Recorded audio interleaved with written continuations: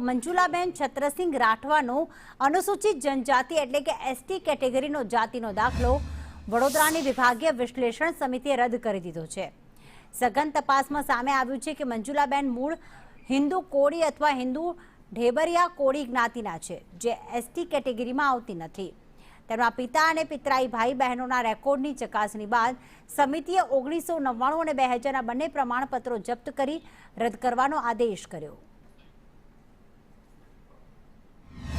નામદાર ગુજરાત હાઈકોર્ટે તારીખ 23/3/2026 ના રોજ એક હુકમ પસારિત કર્યો કે વિભાગીય વિશ્લેષણ સમિતિએ 8 વીક એટલે 8 અઠવાડિયામાં આ હુકમ તાત્કાલિક ધોરણે કરી આપો। એની મુદત 24/5/2026 ના રોજ પૂરી થતી હતી, એટલે વિભાગીય વિશ્લેષણ સમિતિએ તારીખ 22/5/2026 ના રોજ આ હુકમ કરી અને એમના બંને જાતિના દાખલા રદ કરવા માટેનો હુકમ કરેલો છે અને એમની વિરુદ્ધ મામલતદારશ્રીને ફરિયાદી બની અને છોટાઉદેપુર મામલતદારશ્રીએ ફરિયાદી બની અને એમના વિરુદ્ધ ફોજદારી ગુનો દાખલ કરવા માટેની કાર્યવાહી કરવા માટેનો ઓર્ડર કરેલો છે। મંજુલાબેન નગરપાલિકાના જે હમણાં પ્રમુખ છે, એમનો જાતિનો દાખલો ખોટો હોવાથી અમને શંકા હતી, એટલે અમે અરજી કરેલી।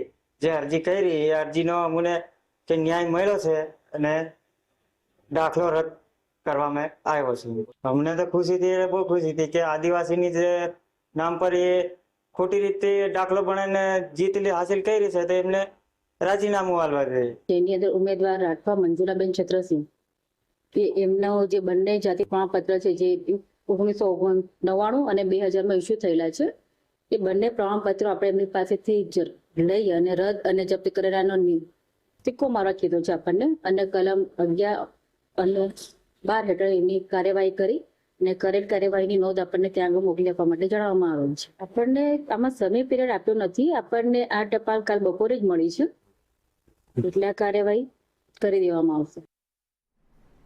તો બુલેટિન